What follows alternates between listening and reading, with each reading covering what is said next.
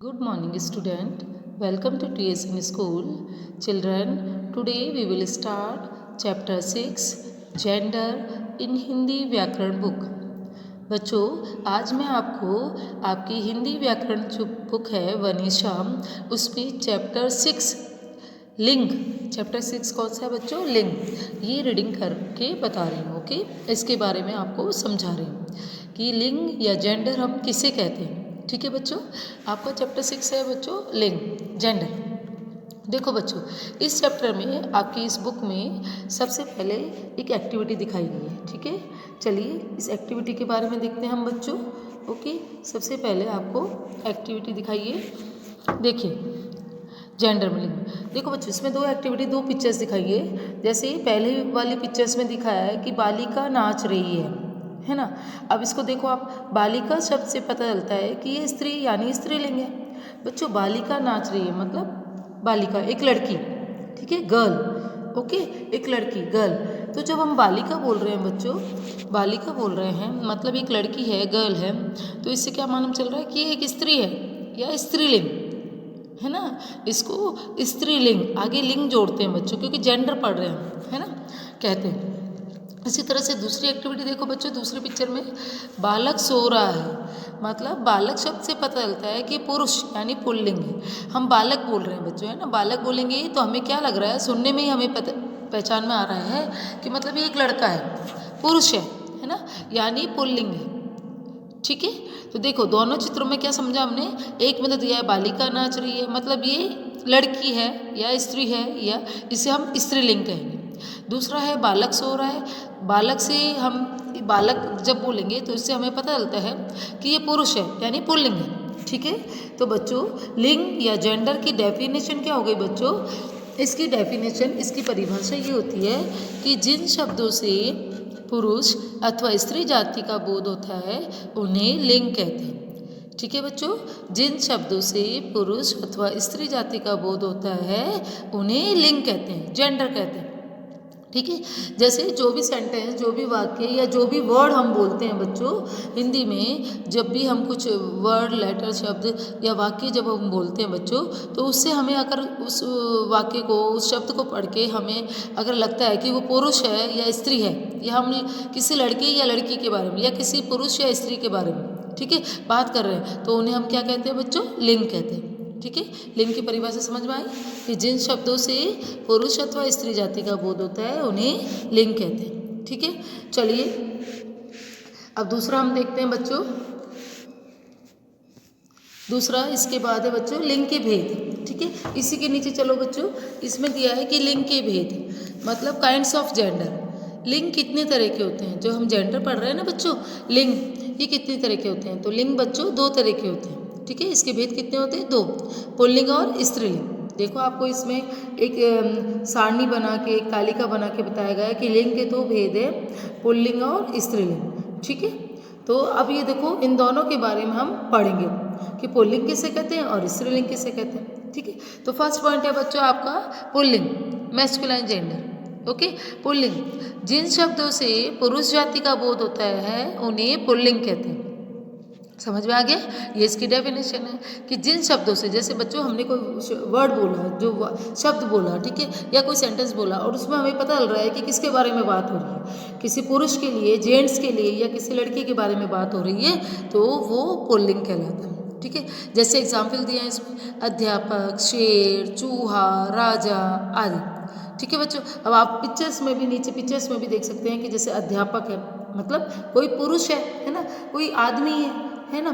इसी तरह से शेर मतलब ये भी पुल्लिंग में आएगा क्योंकि शेर है बच्चों, जेंडर इसका क्या हो गया, पुल्लिंग, है ना. चूहा मतलब ये भी पुरुष जाति में शामिल होता है, और राजा, ठीक है, तो ये कहलाता है पुल्लिंग. ये सारे क्या कहलाएंगे, पुल्लिंग कहलाएंगे. ओके, क्योंकि इससे हमें पुरुष जाति का बोध हो रहा है ना, मतलब ये जेंट्स कैटेगरी में आ रहे हैं, है ना. ठीक है बच्चों, चलो आगे. अब आप नेक्स्ट पेज देखिए बच्चों, आप नेक्स्ट पेज टर्न करिए. उसमें देखिए सेकंड पॉइंट है स्त्रीलिंग, फेमिनाइन जेंडर. ओके, दूसरा क्या पॉइंट है बच्चों, स्त्रीलिंग, जिन शब्दों से स्त्री जाति का बोध होता है उन्हें स्त्रीलिंग कहते हैं. जैसे अध्यापिका, शेरनी, चुहिया, रानी आदि.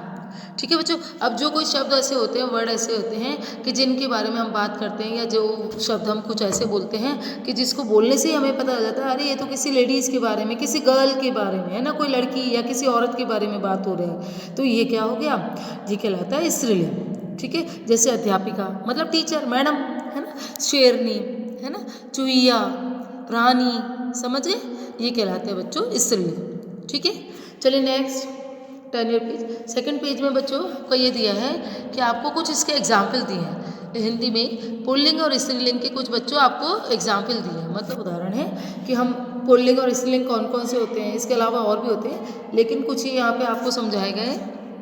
चलो हम इसकी रीडिंग करते हैं। ठीक है, पहला पुल्लिंग है और स्त्रीलिंग है, दो कॉलम हमको दिए हैं, हम इसको पढ़ते जाते हैं और समझ लो। ठीक है बच्चों, पुल्लिंग में जैसे दिया है मुर्गा, फर्स्ट दिया है मुर्गा, अब इसका स्त्रीलिंग क्या होगा, मुर्गी, जानते हो ना आप तो, इतना तो है ना, मुर्गा होता है तो उसकी स्त्रीलिंग क्या कहलाएगा, मुर्गी।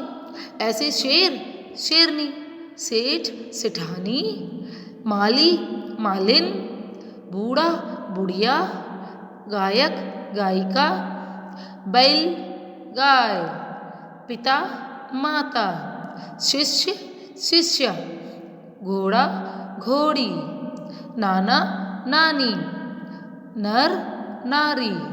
आगे देखिए बच्चों नेक्स्ट कॉलम में, राजा, रानी, चाचा, चाची, भाई, बहन, पुत्र, पुत्री, लड़का, लड़की, पति, पत्नी। ठीक है बच्चों, तो इसका मतलब क्या हुआ बच्चों, ये सारे पुल्लिंग और स्त्रीलिंग है, और ये उसके कुछ उदाहरण दिए हैं। ठीक है, एग्जाम्पल, ये वाले शब्द आप हमेशा सुनते होंगे बच्चों, है ना, डेली सुनते हो ना, जैसे अपने घर में भी होते हैं, नाना नानी, पिता माता, है ना, इस तरह से चाचा चाची, राजा रानी, पुत्र पुत्री, तो ये शब्द तो आप अक्सर सुनते होंगे, तो ये कहलाते हैं बच्चों लिंग, जेंडर, पुल्लिंग और स्त्रीलिंग। समझ में आ गया बच्चों। बस इसमें आपको इतना सा ध्यान रखना है कि जो भी शब्द, जो कुछ ऐसे शब्द होते हैं बच्चों, जो शब्द ऐसे होते हैं कि जिससे हमको पुरुष या स्त्री जाति का बोध हो, जिससे हमें मालूम चल जाए कि ये जेंट्स के बारे में बात हो रही है, या लेडीज़ के बारे में बात हो रही है ना, या गर्ल या बॉय के बारे में बात हो रही है, तो बच्चों उसको हम लिंग कहते हैं, बिल्कुल सिंपल लैंग्वेज में, है ना बच्चों, समझ में आ गया। ठीक है, चलो अब हम इसमें लास्ट में देखते हैं कि इसमें हमने क्या सीखा, इस चैप्टर में हमने क्या सीखा। तो इसमें फर्स्ट पॉइंट तो हमने ये सीखा बच्चों कि पुरुष अथवा स्त्री जाति का बोध कराने वाले शब्द लिंग कहलाते हैं, है ना। फर्स्ट तो हमने इसकी डेफिनेशन सीखी कि लिंग किसे कहते हैं, कि पुरुष अथवा स्त्री जाति का बोध कराने वाले शब्द लिंग कहलाते हैं। सेकेंड पॉइंट हमने सीखा बच्चों कि लिंग दो प्रकार के होते हैं ना, दो भेद होते हैं, पुल्लिंग और स्त्रीलिंग। तो पुरुष जाति का बोध कराने वाले शब्द पुल्लिंग कहलाते हैं। सेकंड पॉइंट क्या होगा बच्चों कि पुरुष जाति का बोध कराने वाले शब्द क्या कहलाते हैं, पुल्लिंग।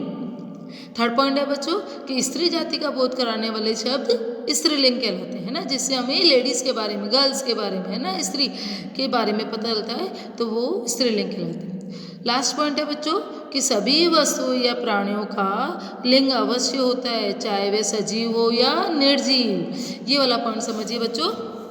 देखो जो भी दुनिया में जो भी चीज़ें होती हैं, जो भी, जैसे कोई लिविंग होते हैं, सजीव या निर्जीव, मतलब बच्चों जैसे लिविंग और नॉन लिविंग थिंग्स, समझ गए आप, कि जैसे जो जीवित रहते हैं, जो जीवित रहने वाले होते हैं प्राणी या इंसान या जानवर या पेड़ पौधे जो भी, तो वो तो होते हैं बच्चों सजीव। और जो निर्जीव मतलब बच्चों जो नॉन लिविंग थिंग्स होती हैं, मतलब जो जिनको जिंदा रहने के लिए कुछ चाहिए नहीं होता है, मतलब जैसे टेबल, मेज, किताब, पुस्तक, है ना, बोर्ड और चेयर, कुर्सी, इस तरह से जो ये होती है नॉन लिविंग थिंग्स, इनको जीवित रहने के लिए कुछ नहीं चाहिए। ठीक है, तो बच्चों कोई भी चीज़, जैसे सजीव या निर्जीव, कोई भी चीज़, लिविंग थिंग या नॉन लिविंग थिंग, जो भी चीज़ होती है दुनिया में बच्चों, उसका लिंग अवश्य होता है, उसका जेंडर अवश्य होता है। ठीक है ना, उसको हम मतलब उसको दो कैटेगरी में डिवाइड करते हैं बच्चों कि हम वो पुल्लिंग में है या स्त्रीलिंग में है।